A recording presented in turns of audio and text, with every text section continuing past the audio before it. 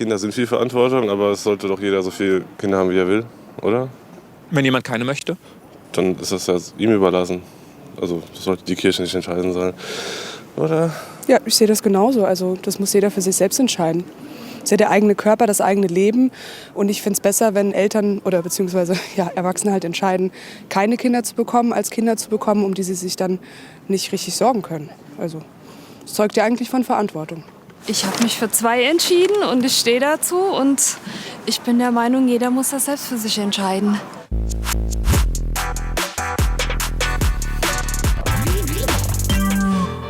Keine Kinder zu wollen oder nur ein Kind zu wollen, das gefällt dem Papst nicht. Zu Recht oder zu Unrecht? Der Maintower Street Check aus dem Bistum Limburg.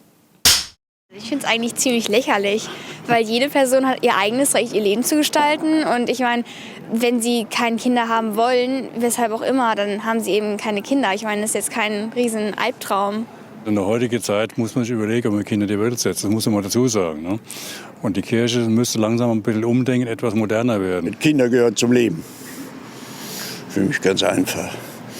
Ne? Das heißt, geben Sie dem Papst da recht in der Kritik, oder? Ja, gebe ich ihm eigentlich recht. Ja. Kinder auf die Welt zu bringen, ist schon eine große Verantwortung. Ja? Also bedeutet, macht auch keine Schade. Ne? Weil die Kinder hat Recht, glücklich groß zu werden. Ne? Finanziell, mit Liebe, mit Harmonie, Papa, Mama. Papst Franziskus kritisiert Paare, die kein Kind wollen oder nur eines. Stattdessen hätten viele dafür Hunde und Katzen. Die Tiere würden den Platz der Kinder einnehmen. Harte Worte aus dem Vatikan.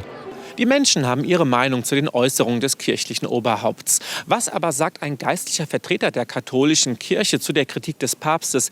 Wir sprechen mit Pfarrer Hendrik Joly. Das Anliegen des Papstes ist wertvoll und richtig. Die Sprache, die er wählt, wirkt oft verletzend oder auch für die Menschen nicht nachvollziehbar. Er wählt drastische Vergleiche und ich denke, dass er dadurch oft mehr Widerstand für seine Anliegen produziert, als nötig wäre. Also er hat zum Beispiel früher mal gesagt, die Leute sollen sich nicht wie Karnickel vermehren. Jetzt sagt er, ja, ihr habt lieber Hunde und Katzen als Kinder. Das kann bei den Leuten falsch ankommen. Die Leute haben das Gefühl, ein älterer Herr, der niemals Kinder hatte, erzählt uns was über Kinder.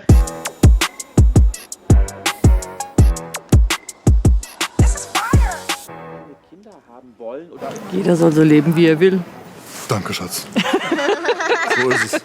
Ich finde es viel besser, sich bewusst jetzt dagegen zu entscheiden, als Kindern zuzumuten. Ich wollte dich eigentlich nicht haben, aber jemand anderes hat gesagt, es wäre wohl ganz gut, dass ich ein Kind mal bekomme. Das würde ich ungut finden. Also ich finde, das sollte man schon verantwortungsvoll entscheiden. Manche können ja auch keine Kinder bekommen. Genau. Ja? Da kann er ja auch nichts machen, also, oder? Man kann ja nicht von jemandem zwingen, dass es Kinder hat, wenn er keine Wunsch hat dafür. Also Kinder sind schon ein Wunsch. Ne? Weil wenn es kein Wunsch ist, dann ist es nur Zwang. Darf jeder denken, was er will. Aber ich sag mal, wir sind Familienmenschen, wir haben 2 Kinder. Und es gibt, glaube ich, nichts Schöneres, als Familienmensch zu sein. Wir haben in der Familie alles. Wir haben reichlich Enkel und wir haben auch Kinder, die sagen, nee, Hund, Katze reicht. Oder Karriere. Genau. Ja? Und ich sage mal so, ich will dem Papst jetzt nicht so die Kompetenz absprechen. Aber sind das nicht die, die im Zölibat leben? Der Papst darf seine Meinung äußern, natürlich genauso wie die Menschen heute hier in Limburg beim Streetcheck. Am Ende ist der Kinderwunsch aber eine Entscheidung, die jedes Paar für sich selbst treffen sollte.